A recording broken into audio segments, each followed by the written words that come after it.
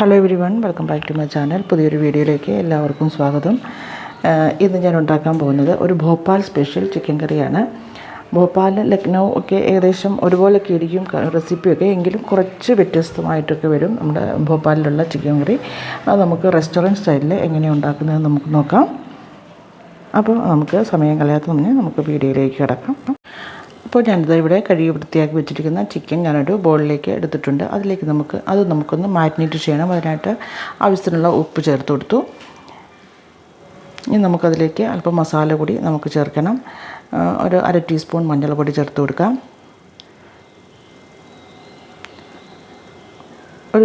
ഒരു table spoon നമുക്ക് എണ്ണ ഒഴിച്ചു കൊടുക്കാം. വെജിറ്റബിൾ ഓയിലാണ് ഞാനിവിടെ എടുത്തിരിക്കുന്നത്. അധികം ഒന്നും മസാല നമുക്കിവിടെ ചേർക്കേണ്ട. ഇപ്പം നമ്മൾ വേറെ മസാലകളൊന്നും തന്നെ ഇപ്പോൾ ചേർക്കുന്നില്ല. ഇതെല്ലാം ചേർത്ത് നമുക്കൊന്ന് മാരിനേറ്റ് ചെയ്ത് വയ്ക്കാം.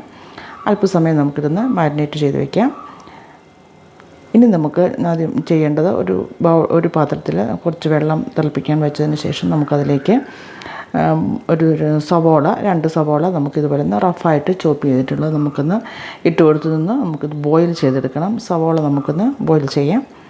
ബോയിൽ ചെയ്ത് സവോള വെന്ത് വന്നതിന് ശേഷം നമുക്കതിനകത്ത് വെള്ളം നമുക്കൊന്ന് സ്ട്രെയിൻ ചെയ്തെടുക്കണം. നമുക്കൊന്ന് അടിച്ചു മാറ്റിയെടുക്കാം. ഇനി നമുക്ക് ഒരു പാൻ വെച്ച് അതിലേക്ക് നമുക്ക് എണ്ണ ഒഴിച്ചു കൊടുക്കാം. എണ്ണ ചൂടായി വരുമ്പോഴേക്കും നമുക്കതിലേക്ക് കുറച്ച് മസാല ആഡ് ചെയ്ത് കൊടുക്കാം. ചിലപ്പം ജീരകം, അതുപോലെ തന്നെ വന്നേല, ഏലയ്ക്ക, കറുവാപ്പട്ട, ഗ്രാമ്പൂ, ഇങ്ങനെയുള്ള സാധനങ്ങളൊക്കെ നമുക്കൊന്ന് ഇതൊക്കെ മസാലകളെല്ലാം ഒന്ന് ഇട്ട് കൊടുത്ത് നമുക്കൊന്ന് പൊട്ടിച്ചെടുക്കാം. ഇതിൽ ഒന്ന് പൊട്ടി വരുമ്പോഴത്തേന് നമുക്കതിലേക്ക് നമ്മൾ മാരിനേറ്റ് ചെയ്ത് വെച്ചിരിക്കുന്ന ചിക്കനാണ് നമുക്ക് ചേർത്ത് കൊടുക്കേണ്ടത്. ഒരു അരമണിക്കൂറെങ്കിലും ചിക്കൻ മാരിനേറ്റ് ചെയ്ത് വെക്കണം. അതിനുശേഷം നമുക്ക് ഇതുപോലെ നമുക്ക് എണ്ണയിലേക്ക് മസാലയൊക്കെ പൊട്ടി വന്നതിന് ശേഷം നമുക്ക് അത് എണ്ണയിലേക്ക് നമ്മുടെ ചിക്കൻ നമുക്ക് ഇട്ട് കൊടുക്കാം. എന്നിട്ട് നമ്മൾ ചിക്കനൊന്ന് നമുക്കൊന്ന് ഫ്രൈ ചെയ്തെടുക്കാം. മൈൽഡായിട്ട് നമുക്കൊന്ന് ഇളക്കി കൊടുക്കാം. ഇടയ്ക്കിടയ്ക്ക് നമുക്ക് ഇതുപോലെ ഒന്ന് ഇളക്കി കൊടുത്തുകൊണ്ടിരിക്കാം. ചിക്കൻ ഒരു മുക്കാൽ ഭാഗത്തോളം വേകുന്നത് വരെ നമുക്കൊന്ന് വെയിറ്റ് ചെയ്യാം. എണ്ണയിൽ കിടന്ന് ചിക്കൻ നമുക്കൊന്ന് വെന്ത് വരുന്നത് വരെ ഒന്ന് വെയിറ്റ് ചെയ്യാം. ഇനി നമുക്കതിലേക്ക് ഇഞ്ചി വെളുത്തുള്ളി പേസ്റ്റ് ആക്കിയതോ അല്ലെങ്കിൽ നമുക്ക് ചതച്ചിട്ടുള്ള ഇഞ്ചി വെളുത്തുള്ളി നമുക്ക് ആഡ് ചെയ്ത് കൊടുക്കാം. ഇനി നമുക്കതിലേക്ക് 1 ടീസ്പൂൺ മഞ്ഞൾപ്പൊടി ആഡ് ചെയ്യാം.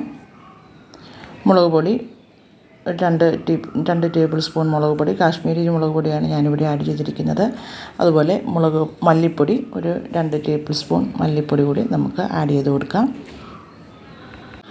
എന്നിട്ട് നമുക്ക് മസാലയുടെ പച്ചമണം മാറുന്നത് വരെ നമുക്ക് വീണ്ടും ഇളക്കി കൊടുക്കാം. ഇനി നമ്മൾ വേവിച്ച് വെച്ചിരുന്ന ഒനിയൻ നമുക്ക് മിക്സിയുടെ ജാറിലിട്ട് നമുക്കിതുപോലെ ഒന്ന് പേസ്റ്റ് ആക്കി എടുത്തിട്ട് നമുക്കത് ഈ ചിക്കനിലേക്ക് നമുക്ക് ആഡ് ചെയ്ത് കൊടുക്കാം. സവോള നമ്മൾ വെള്ളത്തിൽ ബോയിൽ ചെയ്ത് വെന്ത് വെച്ചിരിക്കുന്ന സവോള തണുത്ത് കഴിയുമ്പോൾ നമുക്ക് മിക്സിയുടെ ജാറിലേക്ക് അരച്ച് നമുക്ക് ആഡ് ചെയ്ത് കൊടുക്കാം. നന്നായിട്ട് ഇളക്കി കൊടുക്കാം. സവോള വെന്തതായതുകൊണ്ട് അതിനകത്ത് പച്ചമണമൊന്നും അധികമില്ല. ഇനി നമുക്ക് കുറച്ച് ഫ്രൈഡ് ഒനിയൻസും അതുപോലെ കാഷ്യൂ നട്ട്സ് നമുക്ക് ഇതുപോലെ ഒന്ന് വെള്ളത്തിലിട്ട് കുതിർത്ത് വെച്ചിരിക്കുന്നതാണ്. അതും കൂടി നമുക്ക് നല്ലപോലെ ഒന്ന് പേസ്റ്റാക്കി എടുത്തുകൊണ്ട് വരണം. എന്നിട്ട് നമുക്കതും ഇതിനകത്തേക്ക് ആഡ് ചെയ്തുകൊണ്ട് കുറച്ച് പച്ചമുളക് കൂടി നമുക്ക് ആഡ് ചെയ്ത് നിങ്ങൾ എരിവിനനുസരിച്ച് പച്ചമുളക് ആഡ് ചെയ്ത് കൊടുക്കാവുന്നതാണ്.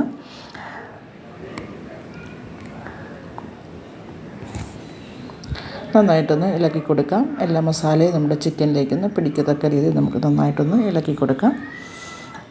ഇനി നമുക്ക് ഒരു 3 ടേബിൾ സ്പൂൺ തൈര്, നല്ല കട്ട തൈര് നമുക്കിതിലേക്ക് ആഡ് ചെയ്ത് കൊടുക്കാം. ബീറ്റ് ചെയ്യണമെന്നില്ല. നമുക്ക് അതുപോലെ തന്നെ തൈര് നമുക്ക് ഉടയ്ക്കണമെന്നില്ല. കട്ട തൈര് തന്നെ നമുക്ക് ആഡ് ചെയ്ത് കൊടുക്കാം. അതാണ് ഈ കറിയുടെ പ്രത്യേകത എന്ന് പറയുന്നത്. നമുക്ക് നമ്മുടെ ഈ ഗ്രേവി എന്ന് പറയുന്നത് ഒരു തരിതരിപ്പ് കാണും ആ ഗ്രേവിക്കകത്ത്. അതാണ് ഈ ഭോപ്പാലി ചിക്കൻ അല്ലെങ്കിൽ ലക്നൗവിലൊക്കെ ഉണ്ടാകുന്ന ചിക്കൻ്റെ പ്രത്യേകത ഇതാണ്. അപ്പോൾ നമുക്ക് നന്നായിട്ടൊന്ന് തൈരൊക്കെ ഒന്ന് വെന്ത് വരുന്നത് വരെ തൈര് നമുക്ക് ഇങ്ങനെ പിരിഞ്ഞു പോകുന്നത് പോലെ നമുക്ക് കാണാൻ പറ്റും. അത് പ്രശ്നമാക്കേണ്ട. അങ്ങനെയാണ് അതിൻ്റെ ഗ്രേവി ഇരിക്കേണ്ടത്. അതുകൊണ്ട് നമുക്ക് നന്നായിട്ടൊന്ന് ഇളക്കി കൊടുക്കാം.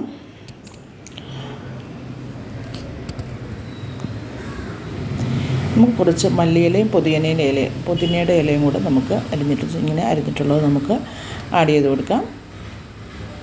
കൂടുതലും അവിടുത്തെ കറികളിലൊക്കെ കൂടുതലും കാണുന്നത് മല്ലിയില നന്നായിട്ട് ഇതിന് കറികളിലൊക്കെ ആഡ് ചെയ്യും. അപ്പോൾ മല്ലിയില ഒട്ടും കുറയ്ക്കാതെ തന്നെ നമ്മൾ ആഡ് ചെയ്ത് കൊടുക്കണം. മല്ലിയില പുതിനയില ഇച്ചിരി കുറഞ്ഞാലും കുഴപ്പമില്ല, പക്ഷേ മല്ലിയില മുൻപിൽ നിൽക്കണം. ഇനി നമുക്ക് ഒരു കുറച്ച് വെള്ളം നമുക്കൊന്ന് ആഡ് ചെയ്ത് കൊടുക്കാം. ഞാനൊരു അര കപ്പ് വെള്ളം ഞാനിവിടെ ആഡ് ചെയ്ത് കൊടുത്തിട്ടുണ്ട്. തിളച്ച് വരുമ്പോഴേക്കും നമ്മൾ പേസ്റ്റാക്കിയിരിക്കുന്ന ഫ്രൈഡ് ഒനിയൻ്റെയും കാഷ്യൂവിൻ്റെയും കൂടെ പേസ്റ്റ് നമുക്ക് ഇതിലേക്ക് ഇട്ട് കൊടുക്കാം. നന്നായിട്ടൊന്ന് മിക്സ് ചെയ്യാം. ചിക്കനൊക്കെ ഇപ്പോൾ നല്ലതായിട്ട് വെന്ത് വന്നിട്ടുണ്ട്.